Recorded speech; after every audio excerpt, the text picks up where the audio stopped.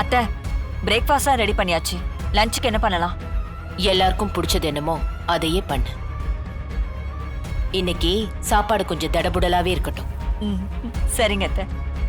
ஜனாவுக்கு வெளியே தான் மரியாதை பெருசா இருக்குன்னு பார்த்தா வீட்டுக்குள்ள இருக்கிற மரியாதை அதை விட பெருசா இருக்கு.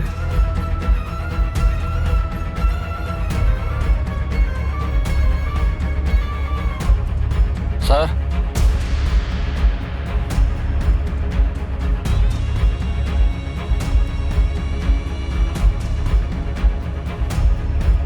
போச்சு வந்துட்டேனா செத்தா இன்னைக்கு.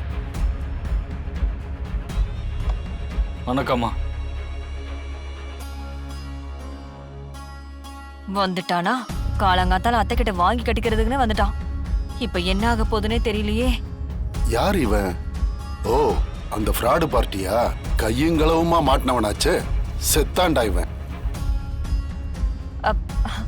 அண்ணே அண்ணே, நம்ம போலாம். ம்.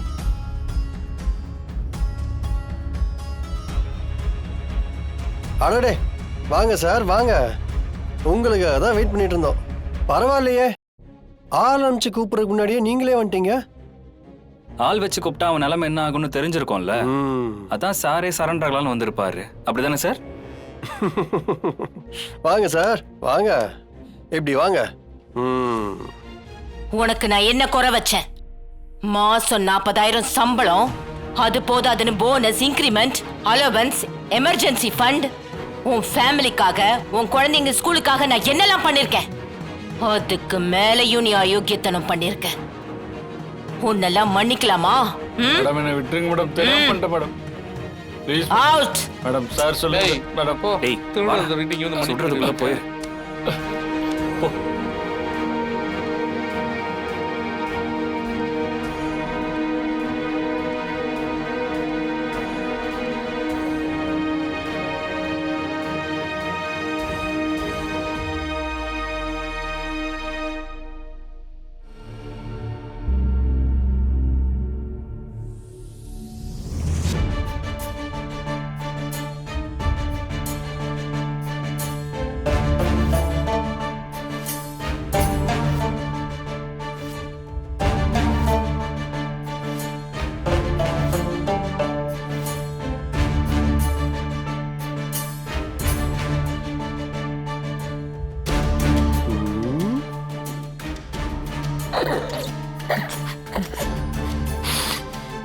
வெறும் 5000 ரூபாய்க்கே இந்த நிலைமைனா,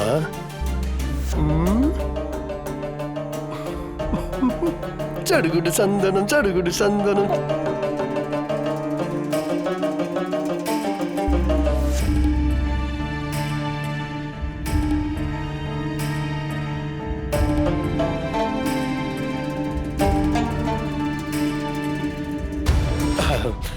ஜானு, நேத்திக்கு ஒரு செம்ம காமெடி ஜானு.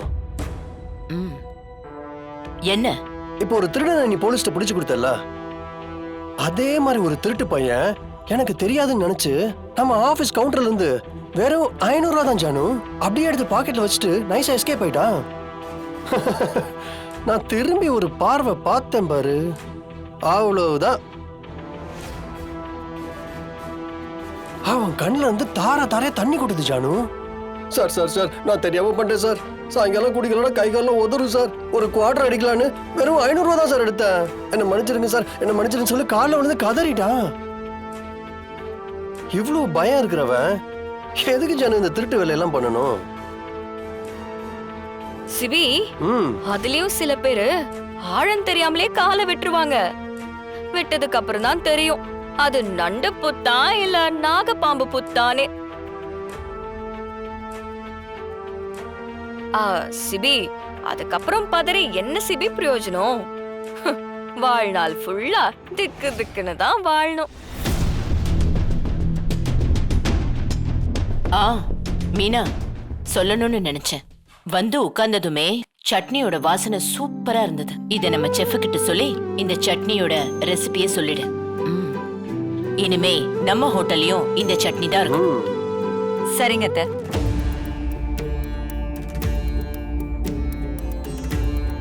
என்ன சாப்பிட பாத்துக்கிட்டே இருந்தா என்ன பண்றது?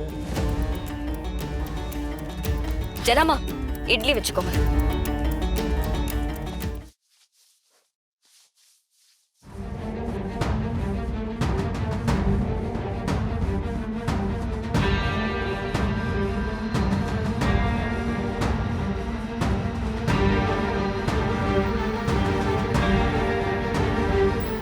ஏய், இங்க பாரு.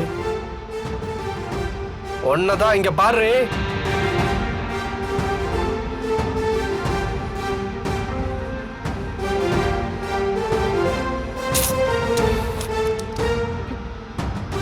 ஒன்னதான் கூப்பிட்டு இருக்கேன். காதுல விழல. சொல்லுங்க என்ன?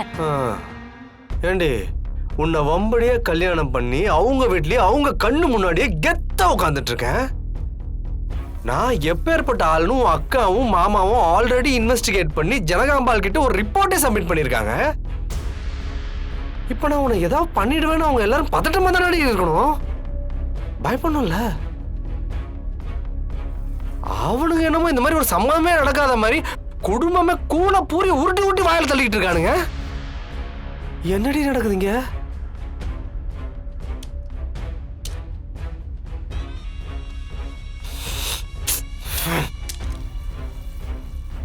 என்ன திமிரா? உங்ககிட்ட தானே பேசிட்டு இருக்கேன். நான் உன்னை சமாதானப்படுத்துறேன்னு நினைக்க வேணாம். அந்த பிரபு பத்தி கொஞ்சம் யோசிச்சு பாரு. எவ்வளவு மோசமானவனா இருக்கான். இங்க பாரு வர்ஷினி, உன் காதல் எந்த தப்பும் இல்லை. ஆனா நீ காதலிச்ச ஆள் ரொம்ப தப்பானவன். விருப்பமே இல்லாம நம்ம குடும்பத்தை பழி வாங்கணும்னு தேன்மொழி கழுத்துல தாலியை கட்டி அவளை கட்டாயப்படுத்தி கூட்டு வந்திருக்கான். டெய்லி அவன் தேன்மொழியை டார்ச்சர் பண்ணிக்கிட்டு இருக்கான். இப்படிப்பட்ட ஒருத்தரை நீ லவ் பண்ணதுக்கு உண்மையாவே நீ வெக்கப்படணும். ஏதோ நல்ல நேரம் உன் லைஃப் தப்பிச்சிருச்சு. ஓஹோ, சரி, இப்ப என்ன சொல்ல வரீங்க? என் வாழ்க்கை கெட்டு போயிருக்கோம், நான் தான் உனக்கு வாழ்க்கை பிச்சை கொடுத்திருக்கேன், உன் வாழ்க்கைய காப்பாத்திருக்கேன்னு சொல்றியா? ஐயோ வர்ஷினி, நான் அப்படி சொல்ல வரலண்ணா. கொஞ்சம் நிறுத்துறியா? ஒரு பொண்ணோட விருப்பம் இல்லாம தொடர்றது எப்படி பாவமோ அதே மாதிரிதான் அவ விருப்பம் இல்லாம அவ கழுத்துல தாலி கட்டுறதும். இந்த விஷயத்துல நீயும் பிரபுவும் ஒண்ணுதான்.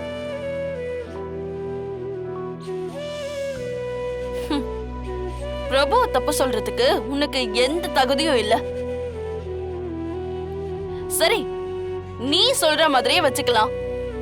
பிரபு தப்பானவனாவே இருக்கட்டும், ஆனா நீ ரொம்ப நல்லவனா? எப்படா சந்தர்ப்பம் கிடைக்கும்னு வெயிட் பண்ணிக்கிட்டு இருந்த. கிடைச்ச அடுத்த செகண்டே கொஞ்சம் கூட யோசிக்காம ஏன் கழுத்துல தாலி கட்டிட்ட? இல்ல வர்ஷினி, அது அம்மா சொன்னாங்க, அப்பா சொன்னாங்க, ஜனம்மா கெஞ்சினாங்கன்னு இப்படி எல்லாம் வந்து என்கிட்ட சீன் போடாத.